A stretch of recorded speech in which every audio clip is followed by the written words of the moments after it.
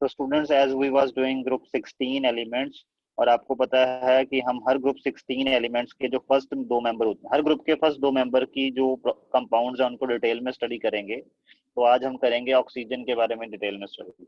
Okay, oxygen जो कि group 16 का सबसे पहला मेंबर है। इसका सबसे पहला कंपाउंड जिसको हम स्टडी करेंगे दैट इज डाईऑक्सीजन। यू तो सबसे पहले डाईऑक्सीजन, आपको पता है there is 21% of dioxygen in the atmosphere. Okay, clear. But फिर भी अगर आपने लेबोरेटरी में प्रिपेयर करवाना हो ऑक्सीजन को प्योर फॉर्म में, क्योंकि एटमॉस्फेयर से तो आपको वो मिक्स्ड फॉर्म में मिलेगी ना विद डिफरेंट गैसेस। तो अगर आपने प्योर फॉर्म में लेबोरेटरी में बनाना है तो कैसे प्रिपेयर कर सकते हैं? पहला मेथड है by heating oxygen containing salts such as chlorates, nitrates and permanganates. ऐसे सॉल्ट जिनमें ऑक्सीजन प्रेजेंट होता है उनको जब आप हीट करो और वो डिकम्पोज होने की कैपेबिलिटी रखते हैं, जैसे क्लोरेट्स हो गया, नाइट्रेट्स हो गया और परमैंगनेट्स हो गया, then on heating those type of salts you will get oxygen. For example आपको पता है, ये हम 10th में भी पढ़ते रहते हैं बड़ा रिएक्शन, जैसे पोटाशियम क्लोराइड को जब हीट करो in the presence of manganese dioxide you will get potassium chloride and oxygen gas as a by product. This oxygen will be the by product. Next, second is by thermal decomposition of the oxides of metals low in reactivity series and higher oxygen state of some metals।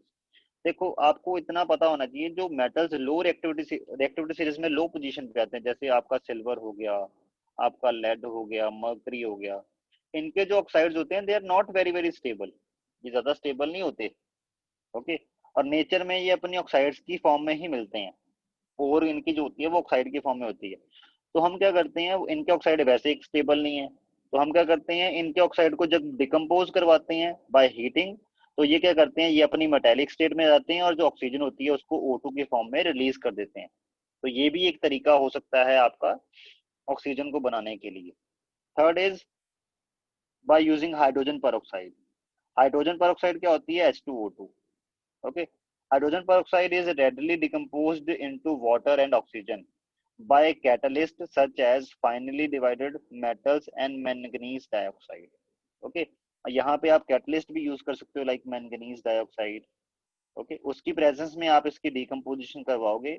जब भी ये decompose होता है H2O2, then after decomposition it will produce O2 gas and water as a byproduct। तो आप यहाँ पे oxygen को बनाने के लिए ये रिएक्शन यूज कर ही सकते हो। लास्ट, अगर लार्ज स्केल पे बनाना हो oxygen, you can do the electrolysis of water. आपको पता है, अगर water pure form of water की इलेक्ट्रोलिसिस करोगे तो व्हाट यू विल गेट, हम ऐसे कहते हैं ना, वाटर में H पॉजिटिव आयन और OH नेगेटिव आयन बनते हैं। H पॉजिटिव आयन जाएगा कहाँ पे? कैथोड की तरफ, नेगेटिव वाले एंड की तरफ, और OH नेगेटिव आयन जाएगा कहाँ पे? एनोड की तरफ। और जैसे ही 4OH नेगेटिव आयन पहुंचते हैं एनोड पे, there is production of O2 and water. तो ऐसे ही आपके पास एनोड पे ऑक्सीजन बननी शुरू हो जाती है। ओके, तो इलेक्ट्रोलिसिस ऑफ वाटर करवाओ तो एनोड पे आपको क्या मिलता है? एनोड पे आपको मिलती है ऑक्सीजन गैस। तो ऐसे भी आप ऑक्सीजन को प्रोड्यूस करवा सकते हो on the larger scale. Okay, so these are the methods of preparation of oxygen। Okay, next properties पे आते हैं। प्रॉपर्टीज क्या क्या हैं? सबसे पहले कलरलेस एंड ऑर्डरलेस गैस, ना इसका कोई कलर है ना इसका कोई ऑर्डर है। ओके, अगर ऑर्डर होता तो हमें सांस लेने में बड़ी दिक्कत होती। ओके, चाहे स्वीट होता चाहे बैड होता, बट ऑर्डर तो ऑर्डर ही है ना। फिर तो हमें 24 घंटे कोई ना कोई स्मेल आते रहनी थी, और हमें जरूरी होना था वो, क्योंकि ऑक्सीजन के बिना तो रह नहीं पाएंगे। Next, some reaction of oxygen with metals, non metals and other compounds are, जैसे मेटल्स के केस में रिएक्टिव मेटल्स के साथ जब ये रिएक्ट करता है तो ऑक्साइड बनाता है उनके। ये तो आपको पता ही है, ऑक्सीजन और मेटल रिएक्ट कर रहे हैं तो ऑक्साइड ही बनेगा। ओके, नॉन मेटल्स के साथ भी जब रिएक्ट करता है तो उनके ऑक्साइड ऐसे बनते हैं। ओके, अदर कंपाउंड्स जैसे आपके पास जिंक सल्फाइड है, जिंक सल्फाइड के साथ जब ऑक्सीजन रिएक्ट करता है तो क्या बनाता है? Zinc oxide. ये हमने कुछ एक ने आपने कर लिया होगा मेटलर्जी, कुछ एक को मैंने नहीं करवाया था वो, और वो बाद में सिलेबस में कट गया।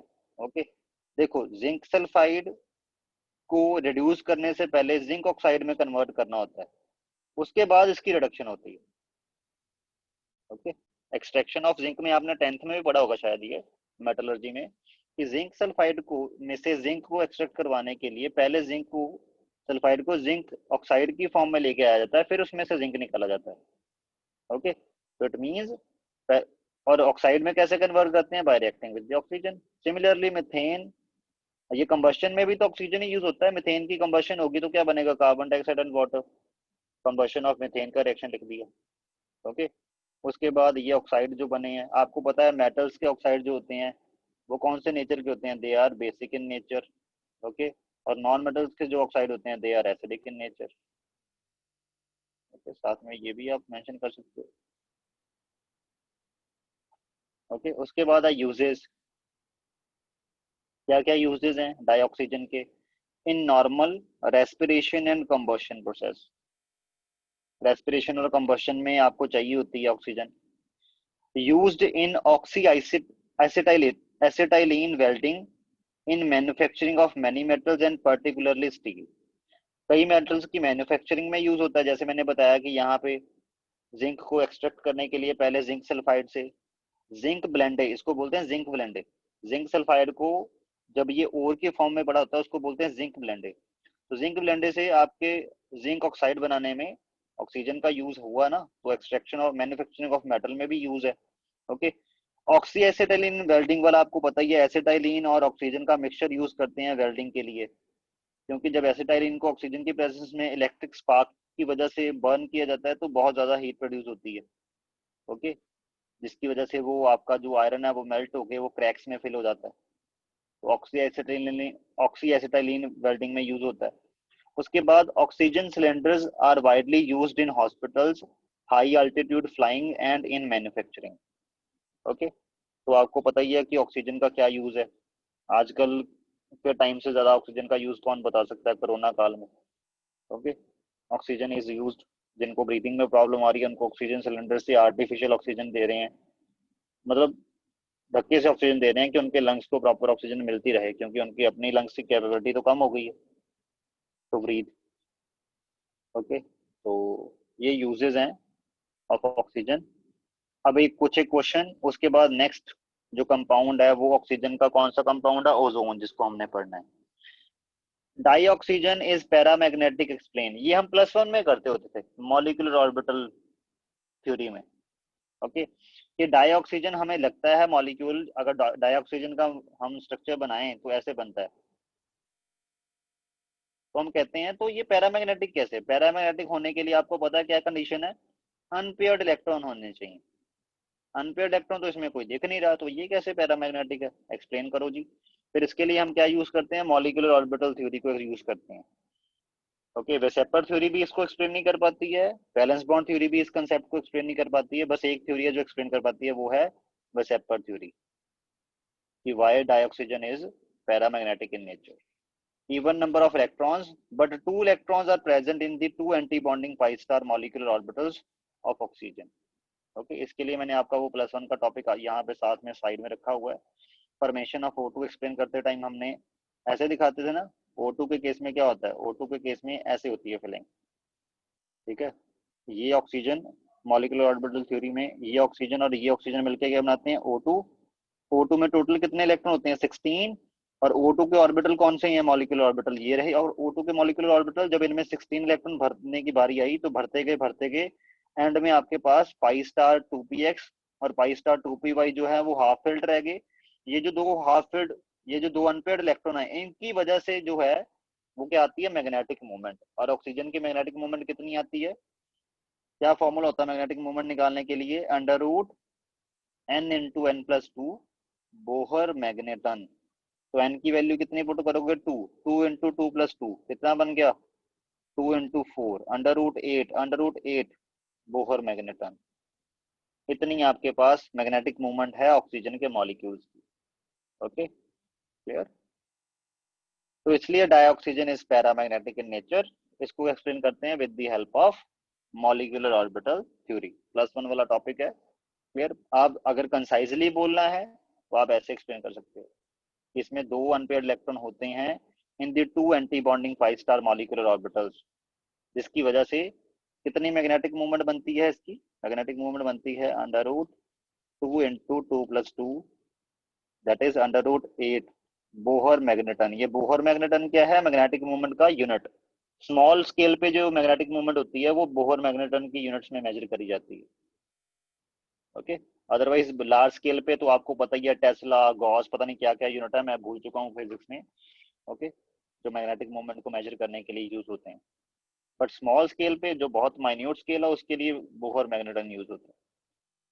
Explain how oxygen act as a vital support for the aquatic and marine life. Aquatic and marine life के लिए ऑक्सीजन कैसे वाइटल सपोर्ट एक्ट कर सकती है? क्योंकि शुक्र है कि जो डाइऑक्सीजन है वो सॉल्युबल होती है वाटर में, जिसकी वजह से जो एक्वेटिक और मैरीन लाइफ है उनको जो सर्वाइवल के लिए ऑक्सीजन चाहिए होती है वो उनको मिल जाती है विद इन दी वाटर। उनकी बॉडी में ऐसे फंक्शंस होते हैं जो उस डिजॉल्व्ड ऑक्सीजन को एक्सट्रैक्ट करवा पाते हैं। Okay, so that's it with dioxygen. And now we will start ozone, O3। Ozone, O3। Ozone is allotropic form of oxygen. ये मतलब एलोट्रोपिक फॉर्म ही है, जैसे ऑक्सीजन दो फॉर्म्स में एग्जिस्ट कर सकता है, O2 और O3 में। बट वो बात अलग है कि वो मेजरली O2 की फॉर्म में एग्जिस्ट करता है। O3 is unstable. क्यों अनस्टेबल होगा इसकी चर्चा हम आगे करेंगे। Next, the ozone layer protect the earth surface from an excessive concentration of UV rays. UV rays से प्रोटेक्ट करता है, वो हमें पता ही है। उसके बाद प्रेपरेशन, अगर आपने प्रेपरेशन करवानी होगी तो क्या होगा, कैसे करोगे अगर लेबोरेटरी में प्रेपरेशन करवानी हो? when a slow dry stream of oxygen is passed through a silent electric discharge। Silent electric discharge का मतलब क्या हुआ? ठीक है, जैसे एक होता है इलेक्ट्रिक डिस्चार्ज जिसमें आवाज भी क्रिएट होती है, जैसे बिजली कड़कने पे होती है, वो वाला इलेक्ट्रिक डिस्चार्ज नहीं, वो बहुत ज्यादा हाई वोल्टेज पे होता है। ठीक है, तो साइलेंट इलेक्ट्रिक डिस्चार्ज करवाया जा रहा है। उसमें से जब आप ड्राई स्ट्रीम ऑफ ऑक्सीजन को पास करोगे उस टाइम जो आपकी ऑक्सीजन है that's get converted to the ozone. Okay, और इस रिएक्शन के लिए डेल्टा एच की वैल्यू पॉजिटिव होती है, मतलब आपको एंडोथर्मिक रिएक्शन है, you have to provide the energy. अब आप बोलोगे सर ये साइलेंट इलेक्ट्रिक डिस्चार्ज लिखा हुआ है आपने, अगर यहाँ पे सिंपल इलेक्ट्रिक डिस्चार्ज होता तो क्या प्रॉब्लम हो जाती? अगर आप excess of electric charge apply करोगे तो उससे उसकी वजह से क्या होगा, ओजोन बन तो जाएगा, बट हो सकता है ओजोन बन के दोबारा डिकम्पोज हो गया O2 बन जाए, एक्सेस ऑफ एनर्जी की वजह से डिकम्पोज भी हो जाएगा ना। Ozone is not very stable molecule. और वैसे भी इस रिएक्शन में जो यील्ड होती है वो अराउंड 10% ही होती है। 10% ऑफ ऑक्सीजन ही कन्वर्ट हो पाता है ओजोन में, बाकी 90% ऐसा ही रह जाता है। ओके, इसका रीजन यही है कि ozone is very unstable as comparison to oxygen. Okay, और ये तो चलो ऑक्सीजन का है जो O2 फॉर्मेशन समझाई हुई है मॉलिक्यूलर ऑर्बिटल डायग्राम में। नेक्स्ट है आपके पास प्रॉपर्टीज। प्रॉपर्टीज में क्या क्या प्रॉपर्टीज हैं ओजोन की? It is pale blue gas. अगर ये गैसेस स्टेट में हो तो कौन से कलर की होती है? Pale blue. तभी तो आपको स्काई ब्लू कलर का नजर आता है, क्योंकि स्काई में है, स्काई की आउटर कवरिंग में ये, एटमोस्फेयर की आउटर कवरिंग में ये है ब्लू गैस की फॉर्म में। अगर इसको लिक्विफाई कर दिया जाए तो ये डार्क ब्लू कलर का हो जाता है, बट अगर आप इसने सॉलिडिफाई कर दिया तब ये वायलेट ब्लैक कलर का सॉलिड होता है, अगर आपने ओजोन को सॉलिडिफाई कर दिया। उसके बाद हैज अ कैरेक्टरिस्टिक स्मेल। इसकी एक अपनी कैरेक्टरिस्टिक स्मेल होती है, उसको मैं किसी ऑब्जेक्ट से अभी कंपेयर नहीं कर सकता, तो इसलिए यहाँ पे लिखा हुआ है characteristic smell. And harmless in small concentration. Small concentration पे हार्मलेस है, हाई कंसंट्रेशन पे नहीं। हाई कंसंट्रेशन पे क्योंकि ओजोन इज नॉट स्टेबल, तो हमारी बॉडी में जाके क्या करेगा, ये नेसेंट ऑक्सीजन प्रोड्यूस करेगा, और ये नेसेंट ऑक्सीजन हमारे लिए खतरा भी हो सकती है, क्योंकि बहुत ज्यादा हाई रिएक्टिविटी होगी इस नेसेंट ऑक्सीजन की। ओके, जैसे आगे क्वेश्चंस में अभी एक्सप्लेन कर रहे हैं उसको। Explain how ozone act as a powerful oxidising agent. Ozone powerful oxidising agent की तरह कैसे एक्ट कर सकती है? क्योंकि ओजोन रेडली डिकम्पोज होकर क्या बनाती है, ऑक्सीजन गैस और नेसेंट ऑक्सीजन, और ये जो नेसेंट ऑक्सीजन है यही तो ऑक्सीडाइजिंग एजेंट का काम करेगी ना। ओके, उसके बाद नेक्स्ट क्वेश्चन है, ozone is thermodynamically unstable with respect to ozone, with respect to oxygen, justify this. Ozone unstable होती है एज कंपैरिजन टू ऑक्सीजन, इसको जस्टिफाई करना है। रिएक्शन ये थी आपके पास। ओके, और delta H for reaction for this reaction at 298 kelvin is given, that is 142 kilojoule per mole.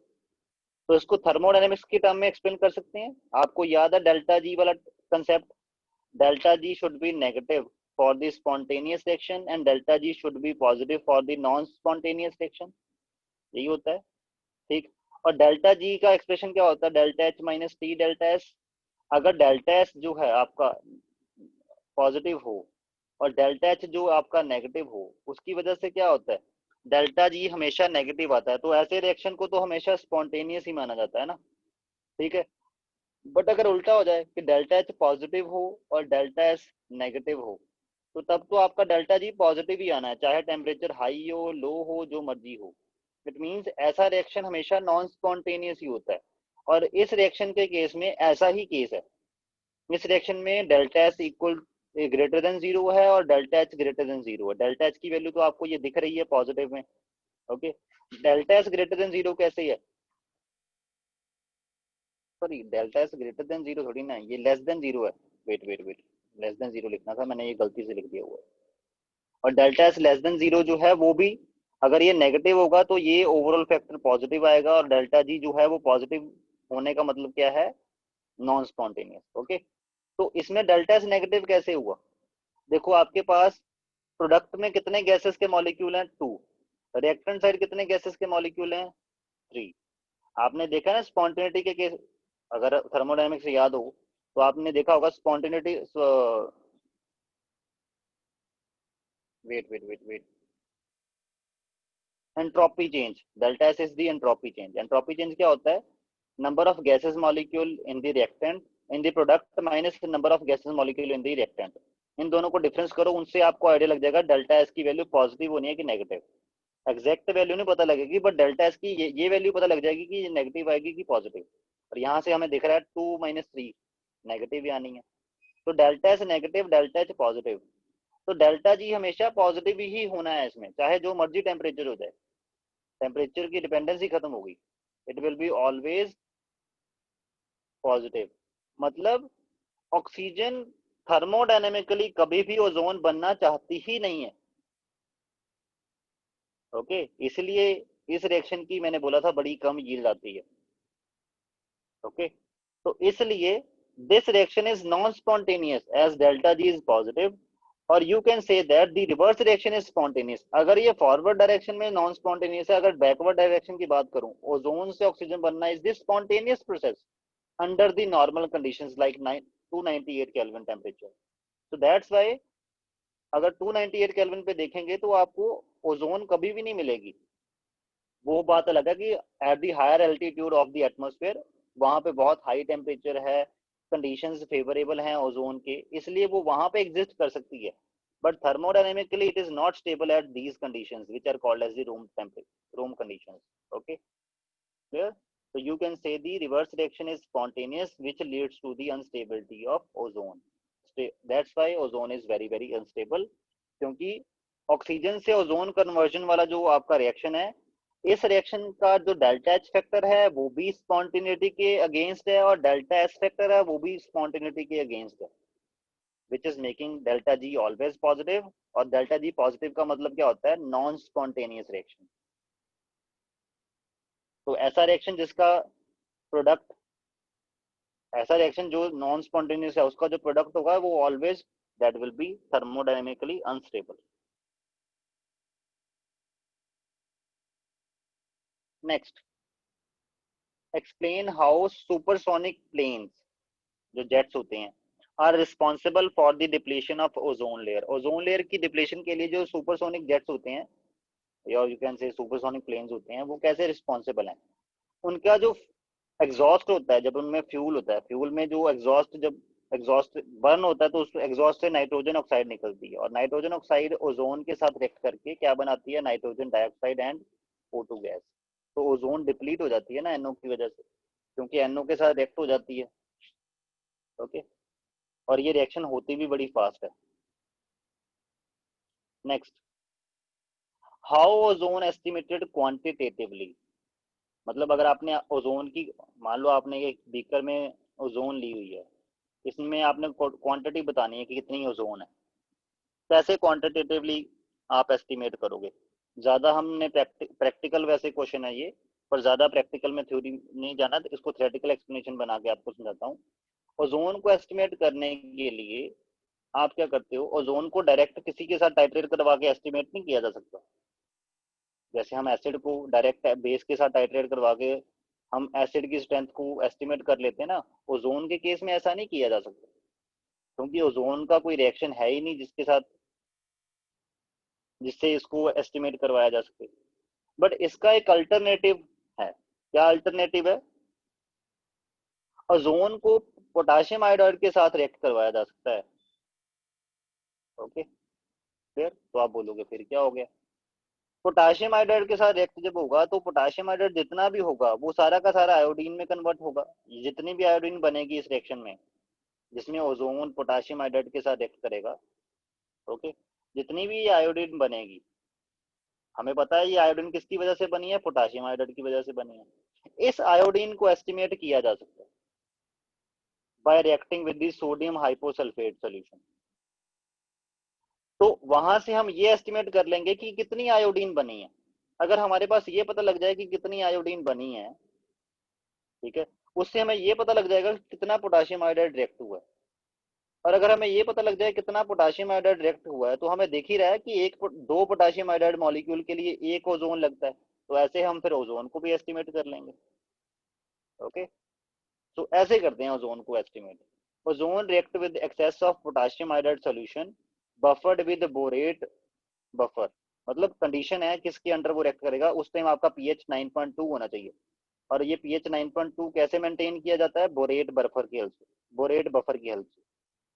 Buffer solution वो होते हैं जिनका पीएच चेंज नहीं होता। तो आप क्या करते हो, इन दोनों को मिक्स करके उसमें बोरेट बफर डाल देते हो, सो दैट पीएच 9.2 पे मेंटेन रहे, क्योंकि ये कंडीशन है इस रिएक्शन के लिए। Iodine is liberated which can be titrated against the standard solution of sodium hyposulphate. Okay, this is quantitative method for estimating ozone gas, क्योंकि उससे आप आयोडीन को एस्टिमेट करोगे।